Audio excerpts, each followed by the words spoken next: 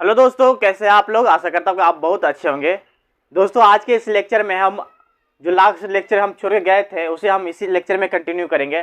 Basically आज के जो लेक्चर है उसे कंटिन्यू करने से पहले हम प्रीवियस लेक्चर का थोड़ा सा ओवरव्यू कर लेते हैं कि हमने क्या पढ़ा था। तो बेसिकली जब लास्ट लेक्चर हम लोग कर रहे थे तो उसमें हमने ना प्रिज्मेटिक बार के बारे में पढ़ रहे थे।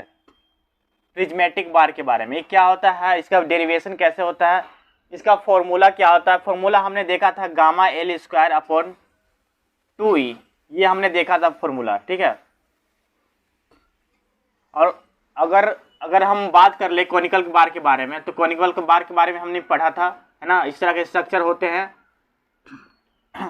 और अगर हम यहाँ पे लेंथ कंसीडर करेंगे इसका, यहाँ पे क्या है, ये लोड है, मतलब वेट लग रहा है, तो इसका फॉर्मूला क्या था, del L equal to gamma L square upon 6e, ये फॉर्मूला था।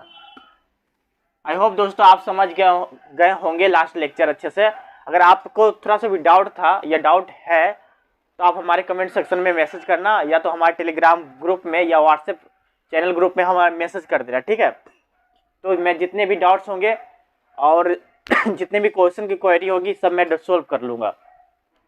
आज के इस लेक्चर में चलते हैं दोस्तों, मल्टी एक्सियल लोडिंग पढ़ लेते हैं।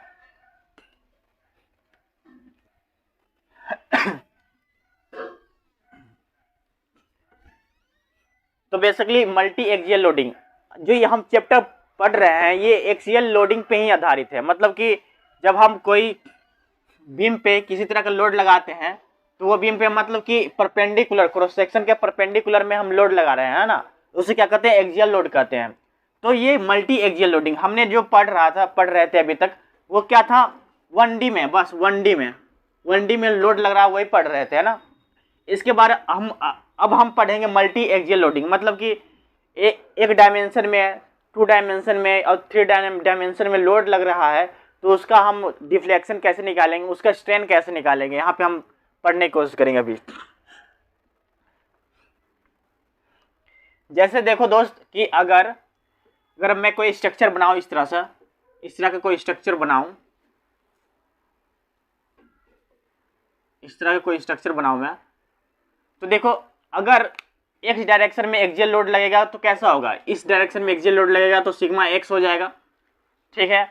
अगर यहाँ पे माइनस में लगेगा तो माइनस सिग्मा एक्स होगा, इस डायरेक्शन में लगेगा तो हम माइनस में लेते हैं। अगर ऊपर के डायरेक्शन में लगता है तो हम क्या लेते हैं, सिग्मा वाई प्लस में। अगर नीचे के डायरेक्शन में लगता है तो सिग्मा वाई माइनस में लेते हैं ना, ठीक है। अगर इस डायरेक्शन में लगता है, मतलब इस डायरेक्शन में लगता है तो सिग्मा जेड लेते हैं, है ना, प्लस में। और इधर अपोजिट डायरेक्शन में जाता है तो सिग्मा जेड माइनस में लेते हैं। इस तरह की चीजें हमने देख चुके हैं। तो हम देख लेते हैं multi axial loading. Multi axial loading, multi axial loading मतलब होता क्या है कि बहुत सारे लोड लग रहे हैं, है ना। कोई भी क्रॉस सेक्शन के परपेंडिकुलर में एक से ज्यादा फोर्स लग रहे हैं, उसे क्या बोल रहे हैं, मल्टी एक्सियल लोडिंग, है ना।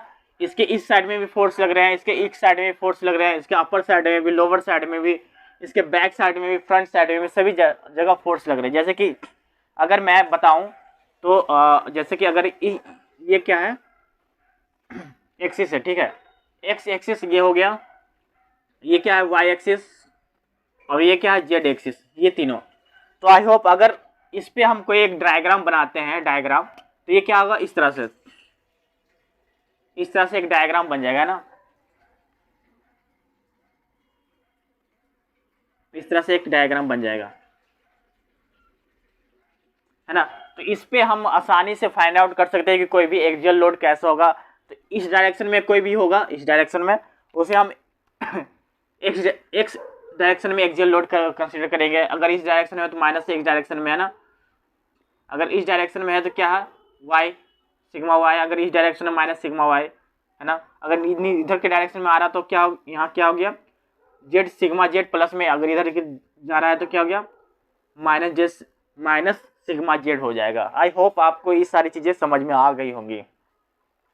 तो हम इसका एक फॉर्मूला देख लेते हैं कि इसका इलोंगेशन कैसे निकालते हैं। अगर हम एक्स डायरेक्शन में इलोंगेशन निकालने की कोशिश कर रहे हैं दोस्त, तो हम बेसिकली हमें पता है कि इलोंगेशन का मतलब इलोंगेशन है ना, डेल एल, इसी बोलते हैं इलोंगेशन, मतलब इलोंगेशन हो रहा है, ठीक है। तो इसे हम निकालेंगे कैसे, तो हमें पता है अगर एक्स डायरेक्शन में निकालते हैं, एक्स डायरेक्शन में, तो एक्स डायरेक्शन में इसे क्या कैसे लिख सकते हैं, ये एप्सिलॉन एक्स, एप्सिलॉन एक्स मतलब क्या होता है, इसका formula change in length upon original length, यही फॉर्मूला हमने पढ़ा था ना, बहुत पहले हमने पढ़ा था, ये बहुत इसके कुछ लेक्चर पहले हमने ये फॉर्मूला पढ़ा था। एप्सिलॉन एक्स इक्वल टू क्या होता है, change in length upon original length.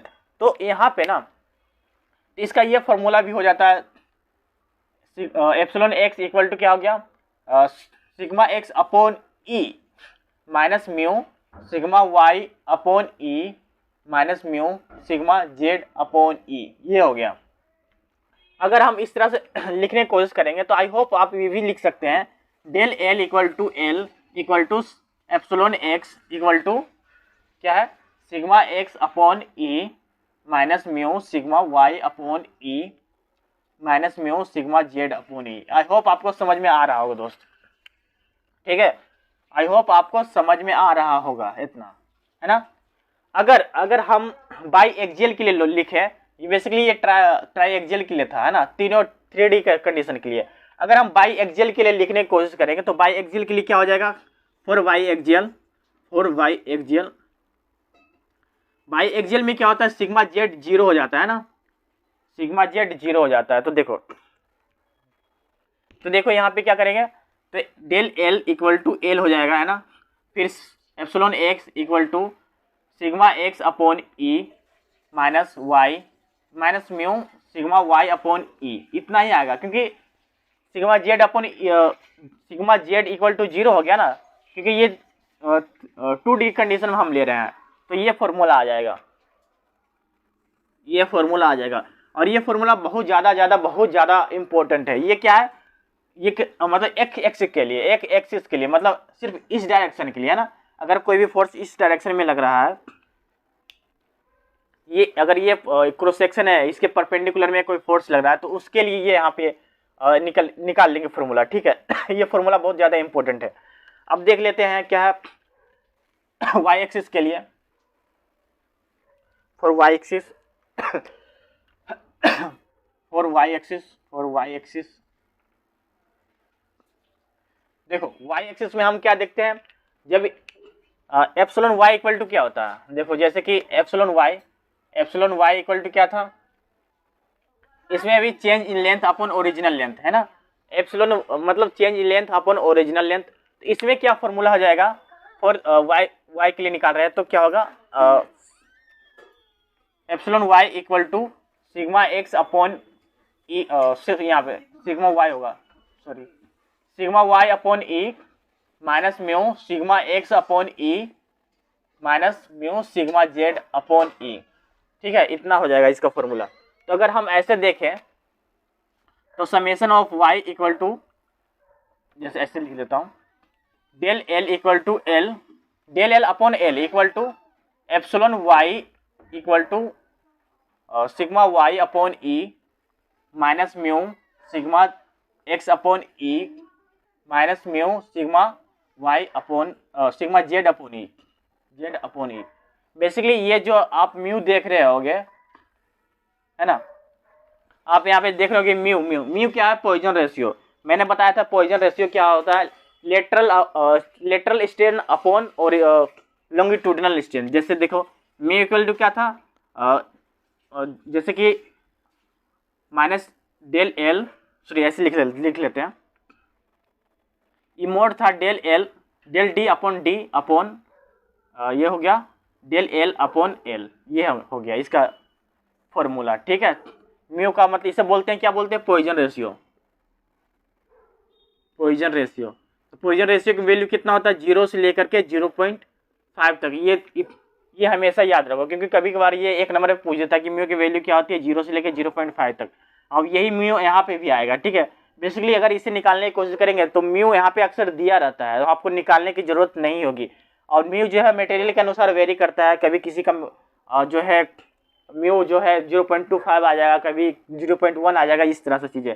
तो म्यू जब मटेरियल के अनुसार दिया जाता है, और बेसिकली जब क्वेश्चन में पूछेगा तो म्यू की वैल्यू पहले से ही दिया रहेगा, ठीक है ना। अगर हम बाई एक्सियल के लिए बात कर रहे हैं, इसी में अगर बाई एक्सियल की बात करें तो देखो for by axial, for by axial, by axial, for by axial, तो क्या हो गया, इसमें भी क्या सिग्मा जेड इक्वल टू 0 हो जाएगा ना, सिग्मा जेड इक्वल टू 0। तो इसका मतलब क्या होगा, del L upon L equal to epsilon Y equal to sigma Y upon E minus mu sigma X upon E minus mu sigma Z upon E, ठीक है। इतना आ जाएगा। आई होप आपको समझ में आ रहा होगा दोस्त, ये इतना हो जाएगा, ठीक है। आई होप आपको समझ में आ गया है। अब हम देख लेते हैं जेड डायरेक्शन के लिए, जेड एक्सिस के लिए। देखो ये Z axis for Z axis है ना, जेड ऊपर की मतलब इधर की डायरेक्शन में है ना, इधर की डायरेक्शन में। तो इसका मतलब क्या होगा, हो गया एप्सिलॉन जेड इक्वल टू क्या हो गया, डेल एल अपॉन एल, इतना तो पता हो गया, डेल एल अपॉन एल। अब अगर दूसरे देखे तो एप्सिलॉन जेड इक्वल टू क्या हो गया, sigma Z upon E minus mu sigma Y upon E minus mu sigma Z upon E, ये इसका फॉर्मूला हो गया, ठीक है। अगर हम इसे इस तरह से लिखे हैं, del L upon L equal to epsilon Z equal to sigma Z upon E minus mu sigma Y upon E, sorry sigma,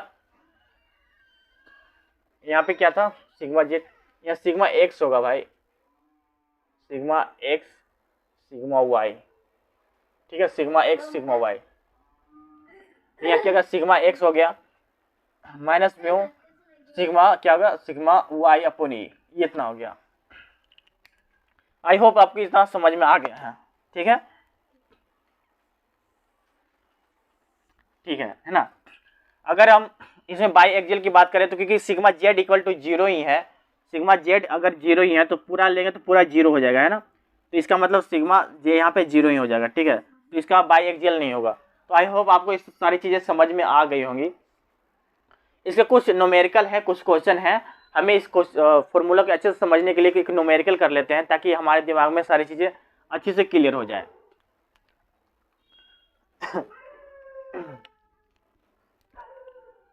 तो दोस्तों हम मल्टी एक्सियल लोडिंग के कॉन्सेप्ट को समझने के लिए यहाँ एक न्यूमेरिकल कर लेते हैं। न्यूमेरिकल करने से हमें हमारे कॉन्सेप्ट क्लियर हो जाएंगे और आगे हम न्यूमेरिकल करते करते हमारे जो है नॉलेज भी गेन होगा, ठीक है।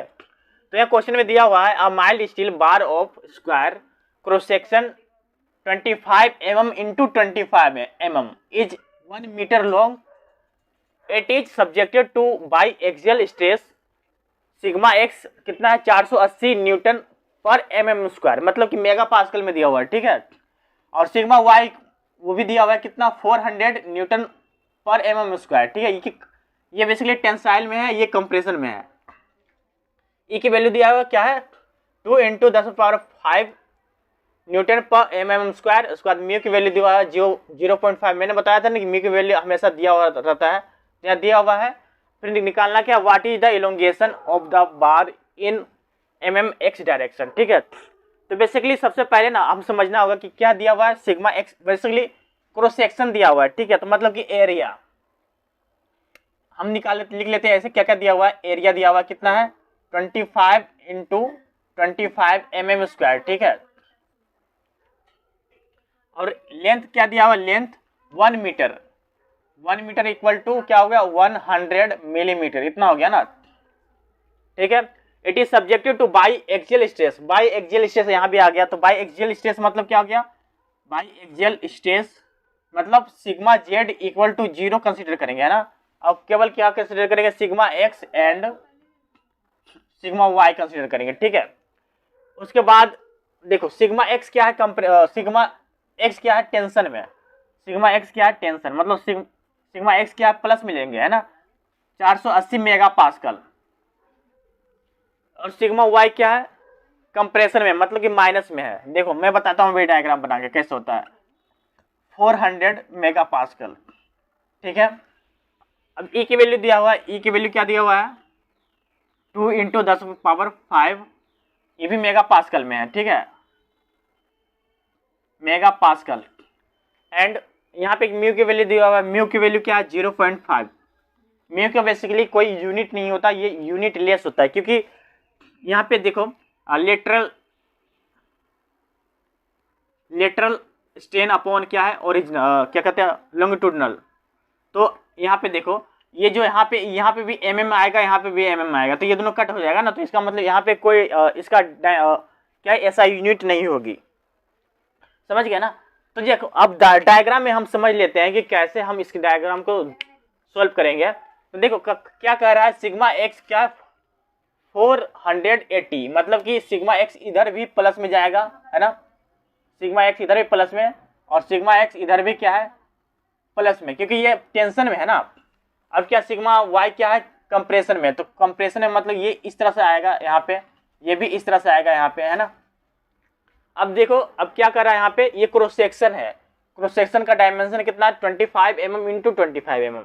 तो इसका मतलब ये है कि ये जो दिया हुआ है ये कितना है 25 mm, है ना, और ये भी दिया हुआ कितना दिया हुआ है 25 mm। अब कितना दिया हुआ है, ये 1 मीटर लॉन्ग, मतलब कि यहाँ से लेकर के यहाँ तक ये जो है लेंथ ये कितना है 1000 mm। तो हमें निकालना क्या इलोंगेशन। तो बेसिकली मैंने आपको बताया था इलोंगेशन निकालने के लिए, तो देखो यहाँ निकालेंगे डेल एल अपॉन एल, ठीक है, डेल एल अपॉन एल निकालेंगे, ठीक है।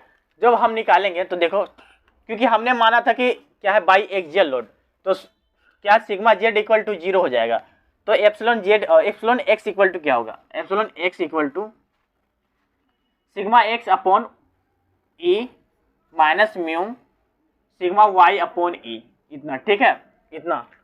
अब हम देख लेंगे कि इसकी वैल्यू यहाँ पे पुट कर देंगे, जैसे कि अगर हम डेल की वैल्यू तो इसे निकालना ही है, तो डेल एल लिख देंगे, और एल की वैल्यू क्या है 1000 mm, ठीक है, और यहाँ पे एप्सिलॉन ये है ना, तो इसे हम ये इसकी वैल्यू तो यही होगी। चलो तो सिग्मा एक्स क्या है 480, इतना हो गया, अपॉन ई की वैल्यू क्या है, ई की वैल्यू ये क्या है 2 इंटू 10⁵, ठीक है, माइनस म्यू क्या है 0.5, फिर सिग्मा वाई क्या है यहाँ पे, सिग्मा वाई क्या 400 माइनस 400 है ना, अपॉन ये क्या 2 इंटू 10⁵। आई होप आपको इतना समझ में आ गया होगा, एक बहुत आसान सा क्वेश्चन है, ठीक है। अगर आप इसे सॉल्व करेंगे दोस्त तो इसका आंसर आएगा 3 mm, इसका क्या आंसर आएगा 3 mm। बेसिकली ये आसान सा कैलकुलेशन है, आप कैलकुलेट करके देखना, ठीक है। अभी मेरे पास कैलकुलेटर नहीं है तो मैं कैलकुलेट नहीं कर रहा हूँ। आप जब भी बैठते हो, आप जब भी स्टडी के लिए बैठते हो तो आप एक हाथ में कैलकुलेटर रखना, या तो आप एक अपने मोबाइल को अपने पास में रखना, जिससे कैलकुलेट करने में आसान होगी, ठीक है। तो बेसिकली इस लेक्चर को हम इसी में यहीं पे एंड करते हैं। हम नेक्स्ट लेक्चर में बाकी चीज़ें कंटिन्यू करने की कोशिश करेंगे, ठीक है। तो तब तक के लिए खुश रहे, स्वस्थ रहे, जय हिंद, जय भारत।